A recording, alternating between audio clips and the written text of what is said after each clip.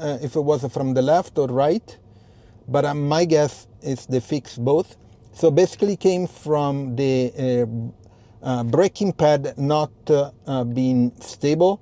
It became a bit loose in certain conditions, and I guess the condition were driving, moving the car very slowly at around 5 kilometers an hour. Not all the time, that's correct. Didn't have any noise backing up, but looks like there